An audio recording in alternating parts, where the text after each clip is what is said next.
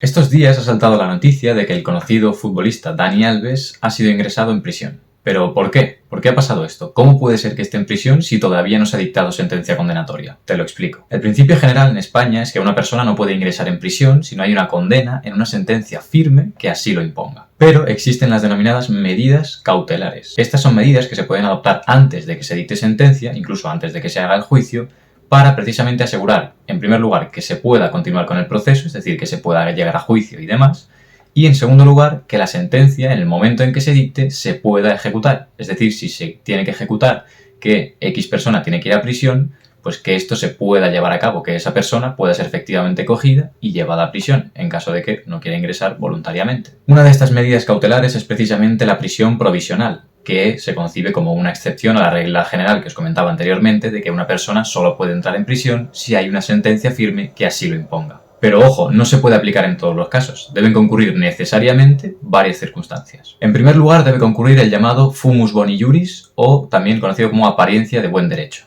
Esto significa que debe haber varios indicios razonables que apunten a que efectivamente se ha cometido un delito, es decir, hay unos hechos que constituyen delito, y que efectivamente quienes los ha cometido es esa persona que pretendemos meter en prisión sin que haya recaído todavía sentencia firme sobre ella. Al parecer, este requisito en el caso Alves se da porque tenemos, por un lugar, varias declaraciones de la denunciante que sostienen una versión sin contradicciones. Por otro lado, tenemos un informe médico que no contradice tampoco la versión de la denunciante y en todo caso la refuerza. Tenemos una grabación de las cámaras de la discoteca que a priori también refuerzan o van más o menos en la misma línea que la declaración de la denunciante. Y tenemos, por otro lado, una versión del denunciante, es decir, del denunciado, en este caso Dani Alves, que se contradice.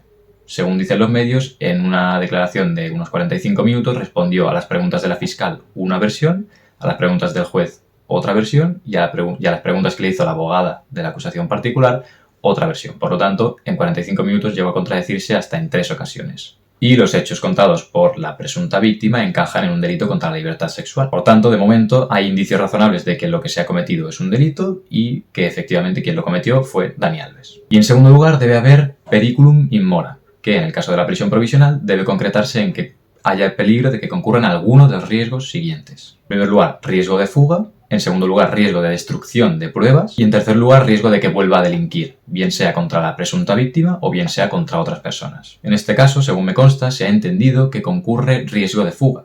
Y es que, de hecho, se dan prácticamente todas las circunstancias que suelen llevar a apreciar que existe el riesgo de fuga. En primer lugar, Dani Alves se enfrenta a una pena de entre 4 y 12 años. Lo que evidentemente hace pensar que es bastante razonable intentar huir si te expones a una pena de entre 4 y 12 años de prisión.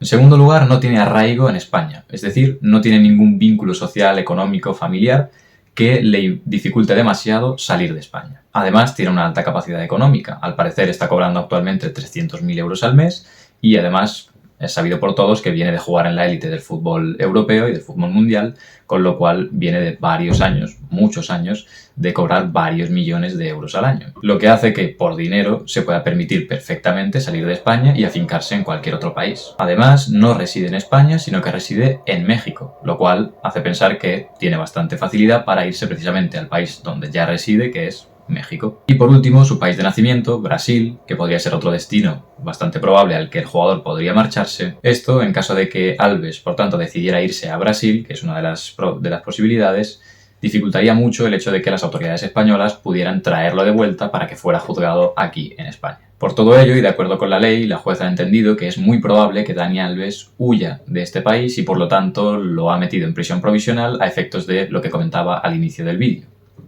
A efectos de garantizar que se pueda llevar a cabo el juicio, es decir, que la persona esté presente en el juicio, y a efectos también de que en caso de que esta persona acabara saliendo condenada en sentencia, que esa condena en sentencia se pudiera ejecutar, es decir, que esa persona pudiera acabar efectivamente en prisión porque se encontrara en España y que no fuera muy difícil o imposible de coger porque estuviera en otro país remoto. Si te ha gustado el vídeo, valoraría mucho que dejaras un like y un comentario, ya que estos vídeos no son sencillos de grabar. Y esto es todo, así que un saludo y nos vemos en el próximo vídeo.